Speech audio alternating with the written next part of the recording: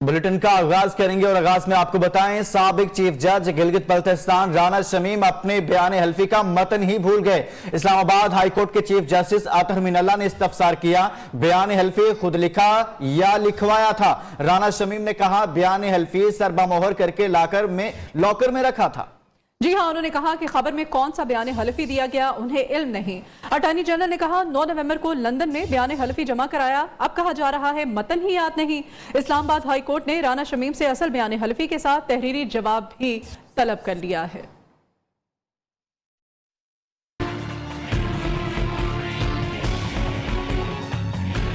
बयान हल्फी सरबमोहर था, लाकर में रखा।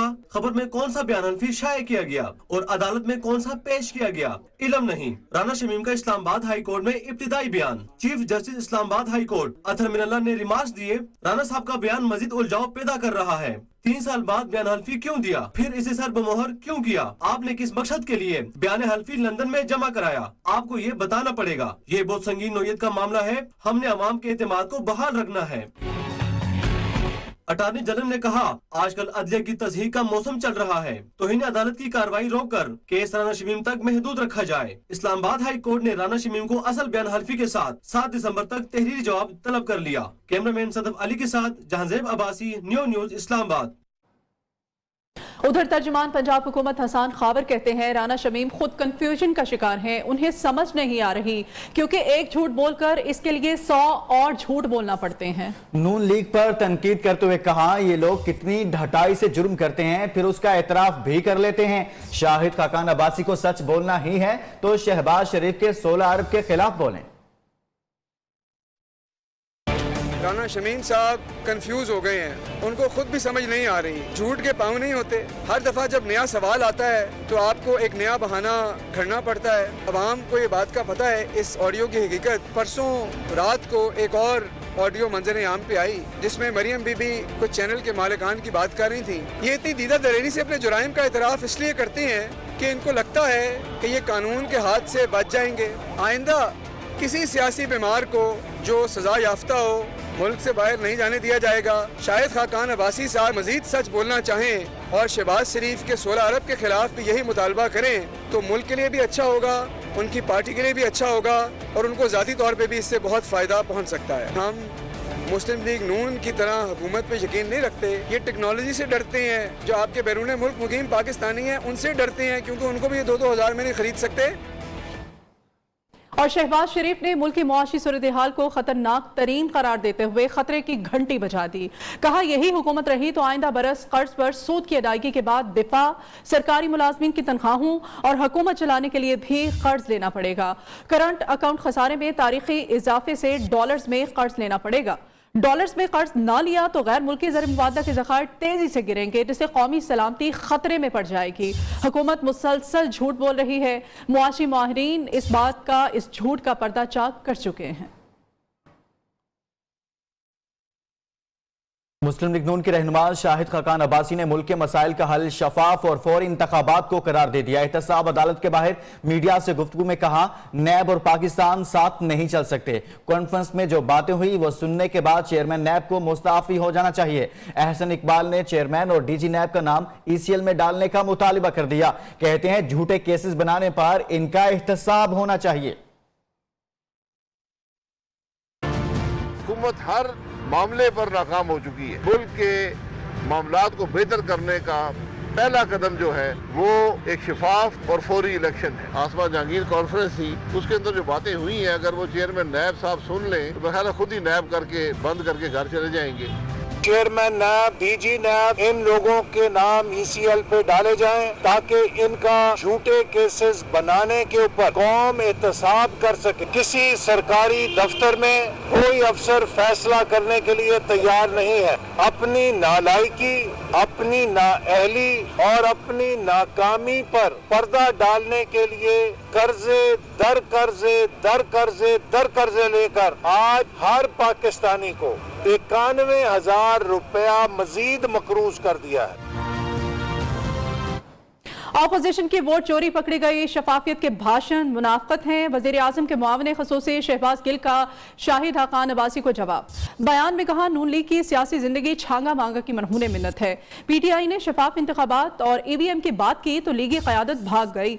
मियां मफरूर और उनके हवारियों ने हमेशा नोट को इज्जत दी। ऑपोजिशन जानती है इलेक्ट्रॉनिक वोटिंग मशीनों को पैसों से नहीं खरीदा जा सकता। खैबर पख्तूनख्वा में बल्दियाती इंतखाबात जमाती बुनियादों पर ही होंगे। जमहूरियत की तकवीयत के लिए सियासी जमातों को मजबूत करना जरूरी है। सुप्रीम कोर्ट ने खैबर पख्तूनख्वा हुकूमत की इलेक्शन शेड्यूल तब्दील करने की दरख्वास्त भी मुस्तरद कर दी। एडवोकेट जनरल केपी ने दलाइल में कहा, अदालत हुक्म इम्तना नहीं देती तो इलेक्शन शेड्यूल में तब्दीली की इजाजत दे। अदालत ने करार दिया तारीख में तब्दीली के सख्त मुखालिफ हैं। सुप्रीम कोर्ट ने केस की समाअत गैर मुअय्यना मुद्दत के लिए मुलतवी कर दी। खैबर पख्तूनख्वा में बल्दियाती इंतखाबात जमाती बुनियादों पर ही होंगे। जमहूरियत की तकवीयत के लिए सियासी जमातों को मजबूत करना जरूरी है। सुप्रीम कोर्ट ने खैबर पख्तूनख्वा हुकूमत की इलेक्शन शेड्यूल तब्दील करने की दरख्वास्त भी मुस्तरद कर दी।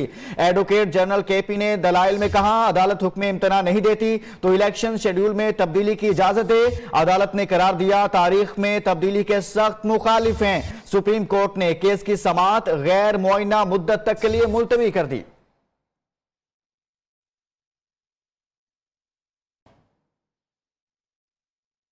अहम खबर है, इस्लामाबाद में विफाकी मुलाजमीन का पार्लियामेंट के बाहर एहतजाज जारी है। वजारतों के मुलाजमीन के साथ साथ CDA, आइस्को और दीगर इदारों के मुलाजमीन भी एहतजाज का हिस्सा बन गए हैं। ग्रेड 1 से 16 तक अपग्रेडेशन, महंगाई अलाउंस और तनख्वाहों में इजाफा मुलाजमीन के मुतालबात में शामिल है। मुजाहिरीन ने ऐलान किया है कि मुतालबात ना माने गए तो धरना पार्लियामेंट हाउस से वजीर आजम ऑफिस के सामने मुंतकिल कर देंगे। अहम खबर आपको दी जा रही है, इस बारे में मजीद जान लेते हैं। मोहम्मद उवैस हमारे नुमाइंदे हमारे साथ हैं। उवैस, बताइएगा इस वक्त इस एहतजाज की क्या सूरत हाल है? आज बिल्कुल इस वक्त हम लोग पार्लियामेंट के बाहर मौजूद हैं। कैमरामैन अली आपको दिखा सकते हैं कि बड़ी तादाद में यहाँ पर मुजाहिरीन मौजूद हैं, जबकि 22 तंजीमें जिसमें PIA, PID, वापडा, आइस्को समेत 22 तंजीमें ऐसी हैं जो कि यहाँ पर धरना दिए बैठी हैं।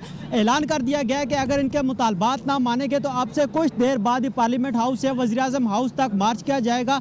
वज़ीर आज़म हाउस के बाहर एहतजाजी धरना भी दिया जाएगा। मुतालबात जो हैं वो मुजाहिरीन के मुतालबात ये हैं कि अपग्रेड किया जाए, जो पे रिवाइज की जाए, इसके अलावा तनख्वाहों में 100% इजाफा किया जाए। क्योंकि ये कहते हैं कि गुज़श्ता जब ये यहाँ पर आए थे, धरना दिया था, तो वफाकी वज़ीर दाखिला शेख रशीद, परवेज़ खटक और मोहम्मद अली की तरफ से इनके साथ जो मुआहदा किया गया था, तहरीरी मुआहदा 25% बढ़ाने का, लेकिन मार्च से अब तक वो 25% भी नहीं बढ़ाए गए। मुजाहिरीन कहते हैं कि हर सूरत आज जब तक इनको नोटिफिकेशन नहीं दिया जाता तब तक वो अपने मुतालबात के हक में यहाँ पर डटे रहेंगे। इसके अलावा अगर इंतजामात की बात करें तो ज़िला इंतजामिया और पुलिस जो है वो मुतहरिक हो चुकी है। 3000 से ज़ायद पुलिस एहलकार यहाँ पर तैनात किए गए हैं। इसके अलावा FC और रेंजर्स के एहलकार भी यहाँ पर तैनात किए गए हैं। मुजाहिरीन को रोका जाएगा, लेकिन मुजाहिरीन ये कहते हैं कि जब तक उनके मुतालबात नहीं मान लिए जाते और नोटिफिकेशन जारी नहीं किया जाता तब तक ये यहाँ से नहीं जाएंगे। जी ठीक है, बहुत शुक्रिया वैस आपका। स्पीकर असद कैसर ने पार्लियामेंट की कौमी सलामती कमेटी का इजलास 6 दिसंबर को तलब कर लिया। मोहिद यूसुफ कौमी सलामती पॉलिसी पर कमेटी को एतमाद में लेंगे। इजलास में शहबाज शरीफ और वजीर खारजा शाह महमूद कुरैशी शरीक होंगे। चारों सूबों आजाद कश्मीर और गिलगित बल्तिस्तान के चीफ सेक्रेटरीज को भी मदऊ किया गया है। इसी पर मजीद बात करते हैं deputy bureau chief new news Islamabad Ali शेर से। जी अली शेर, बताइएगा मजीद। जी बिल्कुल, स्पीकर कौमी असम्बली असद कैसर ने कौमी सलामती कमेटी का इजलास 6 दिसंबर को तलब कर लिया है। दिन 12 बजे ये इजलास होगा पार्लियामेंट हाउस में, और उसके कमेटी रूम नंबर 2 में बुलाया गया है। और उसमें अपोजिशन लीडर शहबाज शरीफ, इसी तरह से वजीर खारजा शाह महमूद कुरैशी, और जो इसकी इंपॉर्टेंट बात है वो है कि मशीर कौमी सलामती डॉक्टर मोहिद यूसुफ कौमी सलामती पॉलिसी जो इस वक्त चल रही है, यानी कश्मीर के हवाले से इंटरनल और अफगानिस्तान और इसी तरह खलीज से जो ताल्लुकात हैं, चीन और अमेरिका से जो ताल्लुकात हैं, उनके हवाले से वो ब्रीफिंग देंगे। और इसमें स्पेशल इनवाइटीज जो है उनको भी बुलाया गया है, जिसमें परवेज खटक हैं, शीरी मजारी है, असद उमर है, फवाद चौधरी है, और इसी तरह से दीगर जो अहम शख्सियात हैं उनको बुलाया गया, और तमाम जमातों के जो पार्लियामानी लीडर्स हैं उनको बुलाया गया है। जी ठीक, बहुत शुक्रिया। Deputy bureau chief Islamabad Ali शेर आगाह कर रहे थे। PTI रहनुमा खुर्रमशेर जमान सिंध असम्बली से मंसूर शुदा बल्दियाती तरमीमी बिल को काला कानून करार दे रहे हैं। मीडिया से गुफ्तगू में कहा, बिल से महसूस होता है पीपल्स पार्टी खौफजदा है। बाइख्तियार मेयर चाहते हैं मगर बिलावल को बेइख्तियार मेयर पसंद है। उन्होंने गवर्नर सिंध से तरमीमी बिल को मुस्तरद करने की दरख्वास्त भी कर दी। वो वजीर आला, वो नालायक आला जो पूरे सूबे को चलाने के अंदर नालायक नाकाम हो गया, वो ये कहता है कि इस बिल के जरिए मैं अब जो बलदियाती निज़ाम होगा उसको भी मैं कंट्रोल करूँगा। हम आपके वजीर आला साहब मुराद अली शाह साहब और बिलावल जरदारी साहब, आपके इस बनाए हुए बिल को हम मुस्तरद करते हैं। ये आपका 2 नंबर कानून, ये आपका काला कानून बिलावल जरदारी, ये सूबे सिंध के खिलाफ जो आपने कानून बनाए, इसके हम ये 50 टुकड़े करते हैं और उसको हम यहाँ पे फेंकते हैं। चेयरमैन पाक सरजमीन पार्टी मुस्तफा कमाल सिंध हुकूमत पर बरस पड़े। बल्दियाती इदारों से मुतल्लिक तरमीमी बिल को आवाम दुश्मन करार दे दिया। कहते हैं सूबाई महकमों में करप्शन का बाजार गर्म है, कोई अफसर बगैर रिश्वत काम करने को तैयार नहीं। कराची से कश्मीर तक सरकारी अस्पतालों की सूरत हाल इंतहाई अबतर है। ठर में गजाई किल्लत से बच्चे मर रहे हैं लेकिन हुकूमत सोई पड़ी है। ये बिल जागीरदारों के, वडेरों के, सरमायादारों की ज़हनी अक्कासी कर रहा है। सिर्फ फाइलों पे साइन करा के जिसको ठेका मिल रहा है उसको उसका प्रॉफिट दे रहे हैं और सारे पैसे अफसर ले रहे हैं, आपस में बांट रहे हैं। ये वो सिंध हुकूमत है। उस सिंध हुकूमत, वो सिंध हुकूमत जो कि अपना सिविल अस्पताल नहीं चला पा रही है, जो कि अपने अस्पताल यहां से लेकर कश्मीर तक नहीं चला पा रही है, वहां पर भैंसें बंधी हुई हैं। वज़ीर मुमलिकत बराए इत्तलात फारूक हबीब की पीपल्स पार्टी और सिंध हुकूमत पर तनकीद। बोले, पीपल्स पार्टी हर अच्छे काम में रुकावट डालती है, सिंध हुकूमत भी हट धर्मी दिखा रही है। फारूक हबीब ने कहा, ओवरसीज हमवतनों की जमीन पर कब्जे किए जाते हैं। गैर कानूनी काबिजीन को 1.5 अरब रुपए जुर्माना किया गया। PTI रहनुमा अली नवाज अवान ने कहा, माजी की हुकूमतों ने सरकारी जमीनों पर कब्जे कराए। शरीफ खानदान को सियासत छोड़कर स्टूडियो बना लेना चाहिए। होता है उस अच्छे काम की जो साईं सरकार है, जो पीपल्स पार्टी की 13 साल से सिंध में हुकूमत है, वो हर अच्छे काम के अंदर जो है वो रुकावट बन जाती है। इस्लामाबाद के अंदर भी जो पहले पॉलिटिकल पार्टीज यहाँ थी, उन्होंने भी यही काम किया।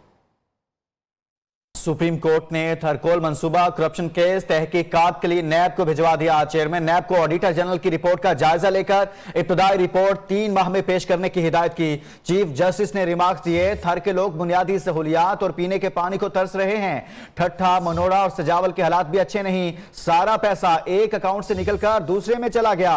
वजीर आला सिंध समेत किसी सरकारी ओहदेदार की मामले में कोई दिलचस्पी नहीं। अदालत ने मजीद समाअत 3 माह के लिए मुलतवी कर दी।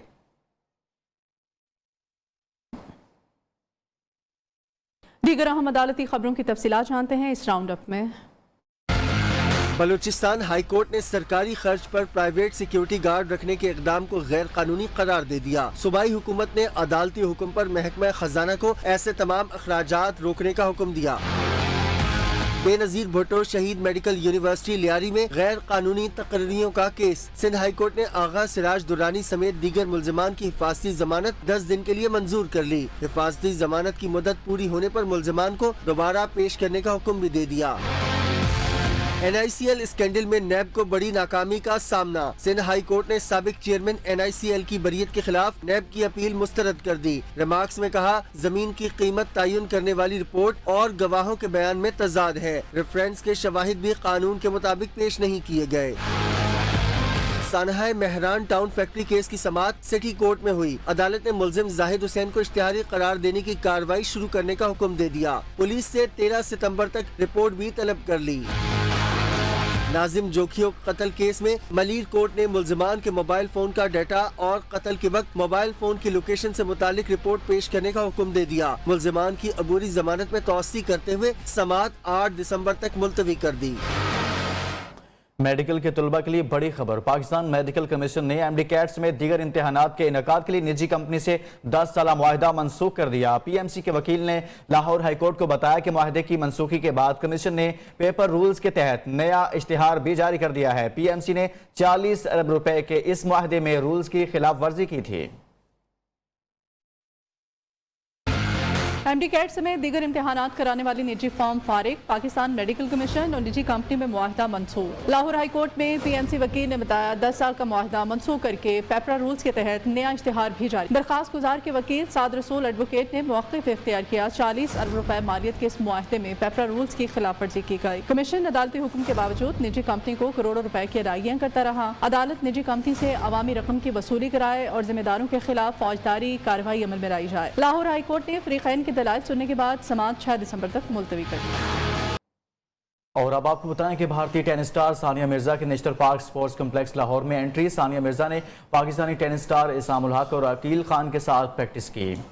जी हाँ, और उन्होंने कहा कि 2 घंटे state of the art tennis court में प्रैक्टिस के साथ सानिया मिर्जा ने टेनिस कोर्ट में दस्तयाब सहूलियात को सराहा। उनका कहना था टेनिस कोर्ट में आलमी मयार की सहूलियात देखकर उन्हें बहुत खुशी हुई।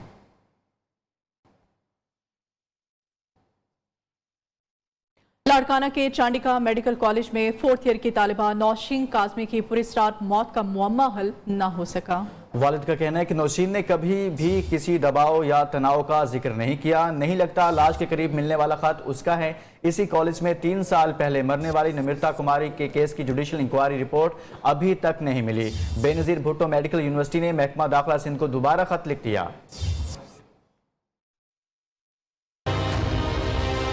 चांडका मेडिकल कॉलेज लाड़काना में तालिबान नौशीन काजमी की पुरस्कार मौत का मामला हल ना हो सका। नौशीन के वालिद हिदायतुल्लाह शाह ने न्यूज़ को बताया, नौशीन ने कभी किसी दबाव या तनाव का जिक्र नहीं किया। उन्हें नहीं लगता लाश के करीब से मिलने वाला नोट नौशीन ने लिखा हो। ज़हनी दबाव का हमें कभी उसने इजहार ही नहीं किया। ऐसी कोई बात नहीं थी, जो ज्यादातर वो पढ़ाई करती थी।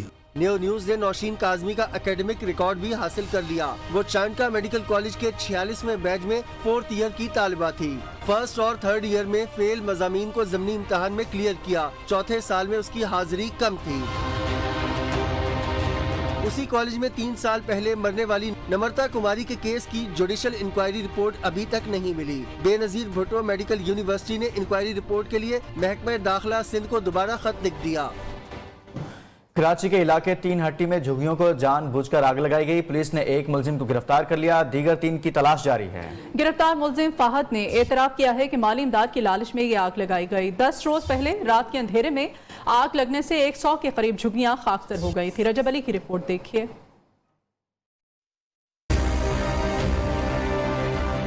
सो रहे थे और आग लगी तो खुद की जान बचावे, जब हम लोग सामान लेवे, बकरे लेवे, बेटी का जैस का सामान लेवे।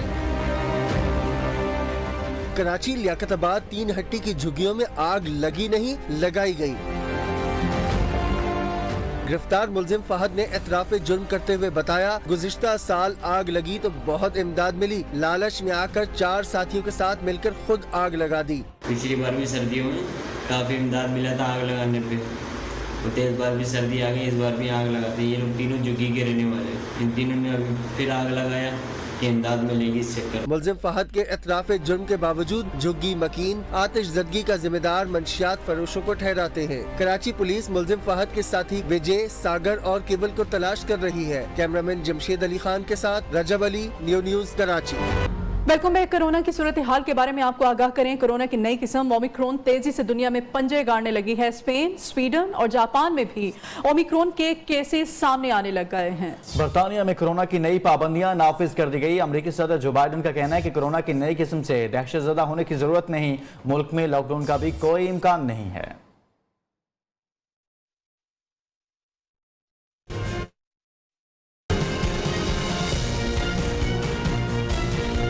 आलमी वबा कोरोना वायरस की नई किस्म ओमिक्रॉन दुनिया को अपनी लपेट में लेने लगी। स्पेन, स्वीडन और फ्रांस में ओमिक्रॉन के केसेस सामने आ गए। बरतानिया में कोरोना की नई पाबंदियां नाफिज कर दी गई हैं। बालिग अफराद के लिए कोरोना वैक्सीन की 3री डोज लगवाना लाजमी करार दे दिया गया है। बाजारों, पब्लिक ट्रांसपोर्ट और तालीमी इदारों में मास्क पहनना भी लाजिम करार दे दिया गया। मुत्तहिदा अरब अमारात ने भी अपने शहरियों को बूस्टर शॉट्स लगवाने की हिदायत कर दी हैं।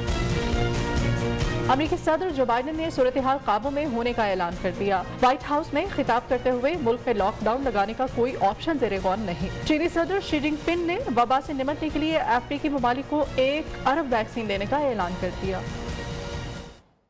बहर-ए-ओकियानूस के किनारे पर वाक़े मुल्क बारबाडोस ने बरतानवी बादशाहत को तर्क करके जमहूरिया होने का ऐलान कर दिया।